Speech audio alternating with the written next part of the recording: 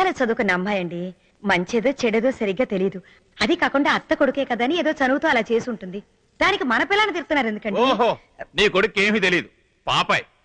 అందరి ముందు పట్టుకుని అమ్మాయి వీడికి ముద్దిచ్చిందంటే ఈయన గారు ఆ అమ్మాయికి ఎన్ని లీలలు చూపించాడో. మన వాడికి అలాంటి లేని తెలియబండి. అయితే నాకు తెలుసుంటావా? అది నా నోటితో నేను చెప్పాలా? కొట్టేనంటే పళ్ళు గిళ్ళు రాలిపోతాయి వాడు ముందు పట్టుకొని. ఎందుకు ఇంకా నిలబడ్డా? బయలుదేరు ఇక్కడి నుంచి. ఇక్కడ ఉంటే ఆయన తిడుతూనే ఉంటారు, నువ్వు బయలుదేరు. ఇది చూడు నాన్న, వేళకి చక్కగా భోంచేయి, పెందలాడే పడుకో, శనివారం తలస్నానం చేయి, ఎండలో ఓహో, నీ కొడుకుని చంకన ఎక్కించుకొని తిరుగు. ఇదిగో వాడికి ఎంతో ఇష్టమని రవ్వ రొట్లు చేసావే, సర్దేవా? అయ్యో లేదండి, మన అవుతున్నాను మరి, వెళ్ళి తీసుకురా. ఇప్పుడే తెస్తాను. ఆగాగు, అసలే ఇక్కడ చలి ఎక్కువ. స్వెటర్ సర్దేవా? మర్చిపోయానండి. మర్చిపోయానండి. నేను నువ్వు వేసుకుందా, వెళ్ళి పట్టగా. నరసింహ, రాత్రిళ్ళు బయట తిరక్కు, బెందరాలే పడుకో. మీతో మాట్లాడాలని ఊరి వాళ్ళు పంచాయతీ పెద్దలు వచ్చారు. వీడితో మాట్లాడుతున్నాను కదా, సరిపద వస్తున్నా. ఒరే నరసింహ, నువ్వు చెల్లాయి పెళ్లికి ఓ వారం ముందుగా వస్తే చాలు. పెళ్లి పనులు చేయలేదని దిగులు పడకు, అన్ని నేను చూసుకుంటాను. ఏమిట్రా అలాగే తలాడిస్తావు? ట్రైన్ టైం అవుతుంది, బయలుదేరు. నమస్కారం. నమస్కారం. ఏమిటి విశేషం? ఊరి పెద్దలంతా కలిసికట్టుగా వచ్చారు. మీరు కబురు చేస్తుంటే నేనే పంచాయతీకి వచ్చేవాడినిగా. ఊరి విషయం అయితే పంచాయతీలో పెట్టి మాట్లాడుకోవచ్చునండి. మీరే ఊరికే పెద్ద మనుషులు, ఊరి కోసం మంచి పనులు ఎన్నో చేసిన వారు. మీ కుటుంబ విషయం ఎందుకు పంచాయతీలో పెట్టి మాట్లాడుకోవటమా అని మేమందరం కలిసి మిమ్మల్ని చూడటానికి వచ్చాం. నా కుటుంబ విషయం గురించి మీరు మాట్లాడడానికి వచ్చారా? ఎరా, మళ్ళీ ఏదైనా తప్పు చేశావా? అయ్యో, నేనే తప్పు చేయలేదు. ఇది వారి విషయం కాదండి, మీ మీదే ఫిర్యాదు ఇచ్చారు. నా మీద ఫిర్యాదా? ఎవరిచ్చారు? అది మీ తమ్ముడే ఇచ్చారు.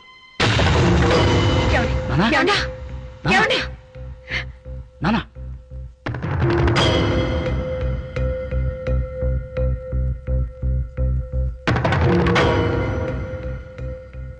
ఏమని ఫిర్యాదు చేశాడు? మీకు వారికి సొంతమైన ఆస్తి మీరు మాత్రం అనుభవిస్తున్నారని, ఊరి కోసం అనవసరంగా ఖర్చు పెడుతున్నారని. ఏమయ్యా, మా పాటికి మేము మాట్లాడుతున్నాం, నువ్వు మాట్లాడమే. అది ఏమీ లేదన్నయ్య. ఫిర్యాదు చేశారుగా, ఇంకా ఏమిటి అన్నయ్య? అన్నయ్య అంట అన్నయ్య. అరే చెప్పవయ్యా. ఇక చూడండి, ఎప్పుడో ఇద్దరు ప్రేమికులు ఈ ఊరు గుడిబావిలో దూకి చచ్చారండి. అందుకు మా తాత ఉన్న ఆస్తిలో సగం గుడి పేరున రాసి తను చచ్చాడండి. అరే చచ్చేవాడికి ఇస్తారా అనుకుని చావచ్చు కదా, చచ్చే ముందు ఏదో గుణంలో ఆడి ఉంటాడు. అది పట్టుకుని ఇప్పుడు ఈయనేమో ఊళ్ళో వాళ్ళ పెళ్లిళ్ళన్నీ జరిపించేస్తున్నారు. అసలు ఎవరు ఆస్తి ఎవరు అనిపించాలండి? నాకు పెళ్లిడికి వచ్చిన 3 పిల్లలు ఉన్నారండి. ఇట్ట ఉన్న ఆస్తి కాస్త ఊళ్ళో వాళ్ళకి దానం చేసేస్తుంటే మరి నా కొడుకులు కూతురు సంగతి ఏంటి? వాళ్ళని దిక్కు మొక్కలేని దరిద్రుల నుంచి పెళ్లి చేయాలా? ఆ సంగతి వదిలేయండి. ఈ ఊళ్ళో ఎక్కడికి వెళ్ళినా ఆయనే గౌరవిస్తారు కదా. మరి నేను ఈ కుటుంబంలో పుట్టినే కదా, నన్ను నా బిడ్డలు ఎవరు గౌరవిస్తున్నారంటే వెచ్చగాలను చూసినట్టు చూస్తున్నారు. అది వాళ్ళ నడతన బట్టి ఉంటుంది. మరి మేమేమైనా చేతులు జరుపుకుంటామా? విషయం చెప్పాయా? ఏంటయ్యా విషయం తెలిసి కూడా విషయం చెప్పడం మళ్ళీ అడుగుతా. అయితే ఈయన నా కూతుర్ని ఆ డబ్బును సూర్యప్రకాష్కి ఇచ్చి చేద్దాం అనుకున్నా. ఈయన కూతురు కుదుర్చుకున్నాడు. సర్లే, జరిగిపోయింది. కనీసం ఆ ఇంటి పిల్లలని తీసుకొచ్చి నా కొడుకులు ఎవరి కొడుకు చేసుకుందాం అనుకున్నా. నా మొఖానికి ఆ అదృష్టం కూడా లేదని నిన్న నిస్తార్థం తేలిపోయింది. ఇచ్చిందిగా ఆవిడ గారు కిస్సు. ఊరికదంతా ఎందుకయ్యా? నీ నిర్ణయం మాతో చెప్పినట్టే మీ అన్నయ్యతో చెప్పు. నిర్ణయం ఏముందా? ఉన్నాస్తి మొత్తం చెరుసగం మంచిమనండి. తమ్ముడు ఏమన్నావు? అవును, నాకు కూడా ఆస్తిపాస్తులుంటేనే నన్ను ఈ ఊళ్ళో అందరూ గౌరవించేది. పిల్లలకు కూడా మంచి సంబంధాలు తీసుకొచ్చి పెళ్లిళ్ళు చేయగలుగుతారు. ఆస్తి పంచేయండి. అందుకని ఆస్తి పంచాలంటావా? కుటుంబం పరువు పోదు. నువ్వు అడిగితే వారు ఇవ్వనంటారా? ఎవరదే? ఏంటి అడగమంటావా? నేనేమన్నా బెచ్చగాని అనుకున్నావా? నేను ఆ తల్లికి పుట్టినోడే, ఉంచుకున్నదానికి పుట్లా. అవునరా, నువ్వు ఉంచుకున్న దానికే పుట్టావు.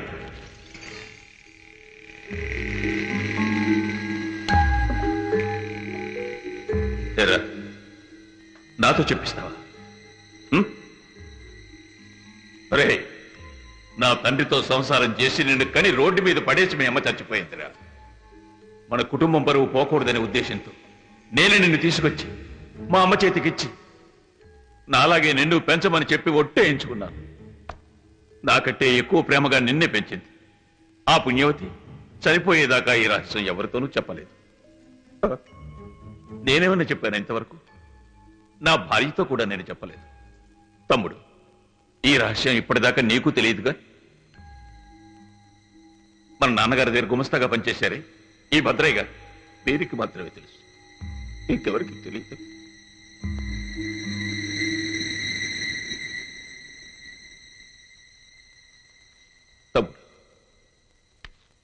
నువ్వే చెప్పు, నిన్నెంతవరకు నిన్నెప్పుడైనా ఒరేని పిలిచానా? లేదు, తమ్ముడు తమ్ముడు అని నెత్తి మీదకి ఎక్కించుకుని తిరిగాను. ఎందుకని? నువ్వంటే నాకంత ప్రేమ. కానీ నువ్వు కేవలం ఈ డబ్బు మీద, ఆస్తి మీద ఎంత ప్రేమ పెంచుకున్నావు. ఇదిగో అందరికీ చెప్తున్నాను, నేను బతికున్నంత వరకు ఈ ఆస్తిని అమ్మటానికి కానీ పంచడానికి కానీ నేను ఒప్పుకోను. ఎందుకు ఒప్పుకోవాలి? అసలు ఎందుకు ఒప్పుకోవాలి అంట?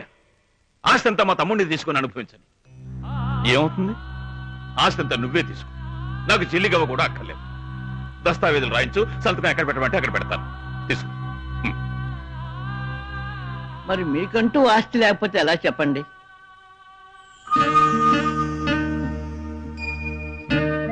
నాకున్న ఆస్తల్లా వీడొక్కడే. వీడుండగా నేనెందుకు దిగులు పడాలి? 2 సంవత్సరాలుగా వీడు కష్టపడి సంపాదించి నాకు పంపిన డబ్బుతో వీడి పేరున ఊరి చివర 4 ఎకరాల భూమి కొన్నాను. నా శేష జీవితాన్ని అక్కడే గడిపేస్తాను. ఏ జమీందారి వంశంలో పుట్టినంత మాత్రాన బంగళాలోనే బతకాల? గుడిసెలో కూడా బతకగలను. చూపిస్తాను.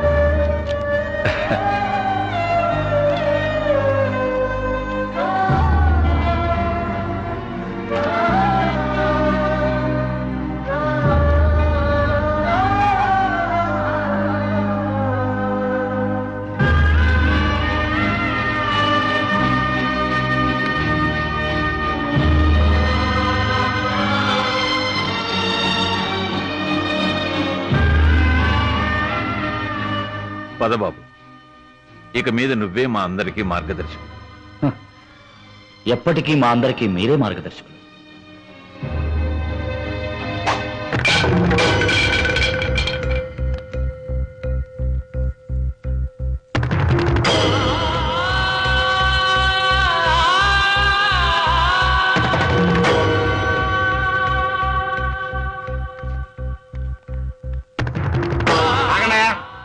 సాయి సంతకాలు పెట్టుకోండి. నరసింహ, నువ్వు మీ అమ్మని కాపాడుతావని, నీ చెల్లెల్ని కాపాడుతావని నాకు తెలుసు. కానీ అన్నిటికన్నా మన కుటుంబం వంశపారంపర్యంగా ఈ ఊరికి చేస్తున్న సంప్రదాయ ధర్మాన్ని నువ్వు కాపాడాలి. అదే ముఖ్యం.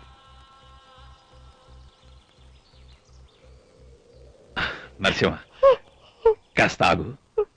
నేను బతికిన ఇంట్లో కాసేపు కూర్చుని వచ్చేస్తాను.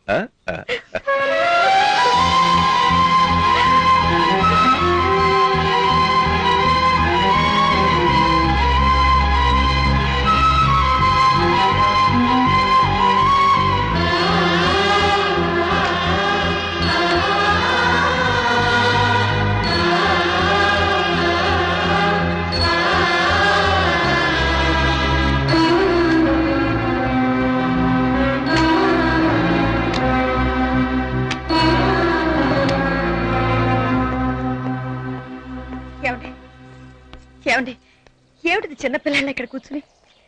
లేవండి, వెళదాం. ఏమండి,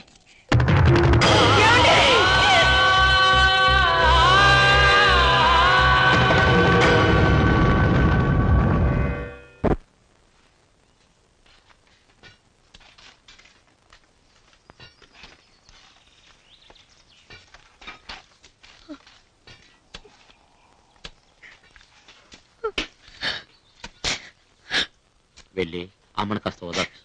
వెళ్ళి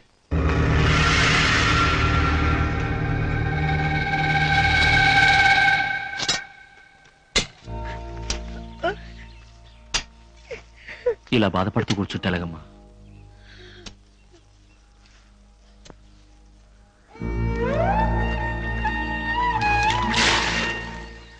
చెల్లి పెళ్లి గురించే కానీ ఆలోచన. దిగులు పడకు, నేనున్నాను. నరసింహ, ఎవరికి తెలియకుండా మీ మావయ్య కొడుకు హడావుడిగా పెళ్లి చేస్తున్నారు. వీళ్ళనెవరా లోపల రానిచ్చింది? ఊళ్ళో పెళ్లి కుక్కలు ఆడవిడి అన్నట్టు ఊరంతా వచ్చి అక్షంతలు వేయడానికి ఇక్కడ చూడలేదు. అందరిని బయటికి వెళ్ళను.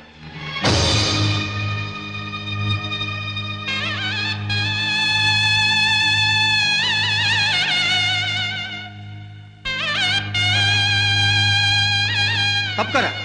ఏమయ్యా, ఈ ఇంట్లో మీ అన్నయ్య గారి కర్మ జరిగి వారం కూడా కాలేదు, ఇంతలోనే ఆయన ఇంట్లోనే మీరు పెళ్లి జరిపిస్తున్నారే, ఇదేం న్యాయం అయ్యా? అంటే ఆయన ఇల్లా? పిచ్చి పిచ్చిగా మాట్లాడకు, ఇది నా ఇల్లయ్యా. అయినా సంవత్సరం కింద ఆగడానికి నేను ఏమన్నా తోడపుట్టిన తమ్ముడినా? వెళ్ళి పని చూసుకున్నా బడా. ఈ కొడుక్కి అమ్మాయితో నిశ్చితార్థం చేసుకుని వేరే అమ్మాయిని కట్టబెట్టావే, ఈ ఊళ్ళో ఇంకెవరు నిన్ను అడిగేవాళ్లే లేరనుకుంటున్నావా? నిజమేనయ్యా, నిజమే. నా చెల్లెలు కూతుర్నే నా కొడుకు నిశ్చయం చేసుకున్నాం. ఎప్పుడు?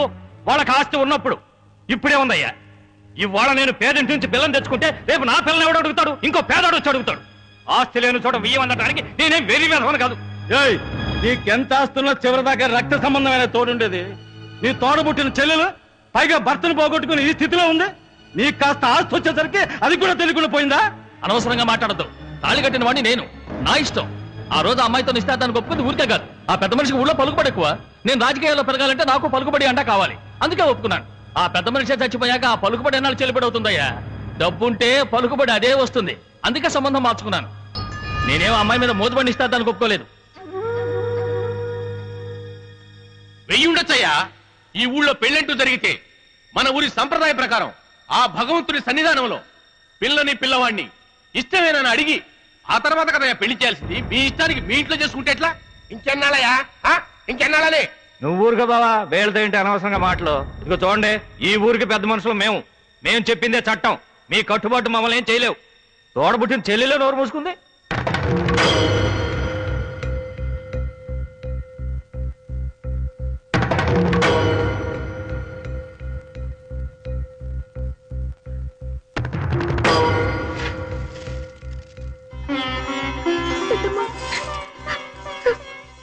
చల్లగా ఉండమ్మా.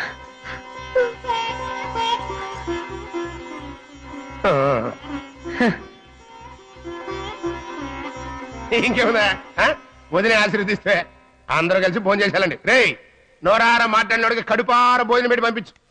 నీ తిండి తినడానికి మేమేమంత దిగజారిపోలేదు. రండి వెళ్దాం. రానరసింహ, పండి.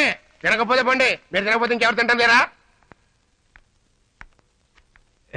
రామా, ఏంటి ఎంత లేటుగా వచ్చావు? ఇది అర్జెంట్ పెళ్లి కదా, ముహూర్తం టైం దాటిపోతుందని అందరూ అంటేను నువ్వు వచ్చే ముందే తాళి కట్టాడు. నీకిష్టం లేకపోయినా కూడా పెద్దవాళ్ళు చెప్పారు కదా నీ పెళ్లికి ఒప్పుకున్నావు కదా. నీలాంటి ఆడవాళ్ళు ఇంకా ఉన్నారు కనుకనే ఈ మగాళ్ళు మనల్ని బెదిరిస్తున్నారు. నువ్వు ఒక మగాడివి.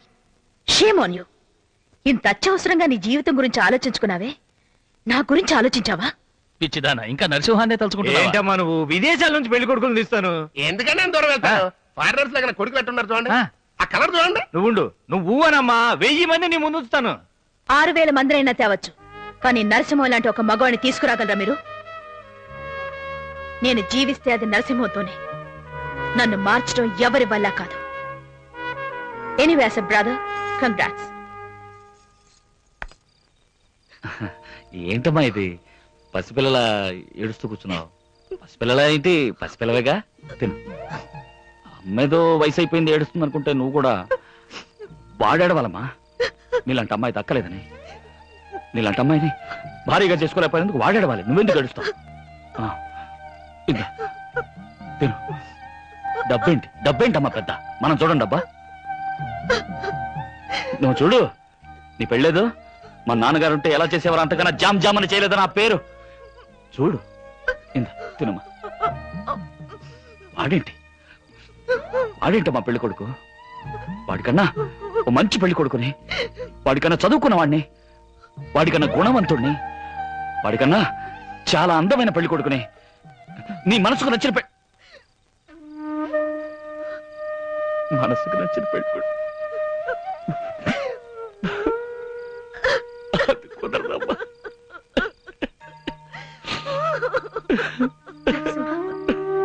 వద్దురా బాబు, వద్దు. అమ్మా ఏడవద్దమ్మా, ఏడవద్దు. ఒరే అందరినీ ఓదర్చే నువ్వే ఇలా ఏడిస్తే ఎలారా? చూడు మనకు భగవంతుడు ఉన్నారా? అమ్మా ఏడవద్దమ్మా, నా తల్లి కదా.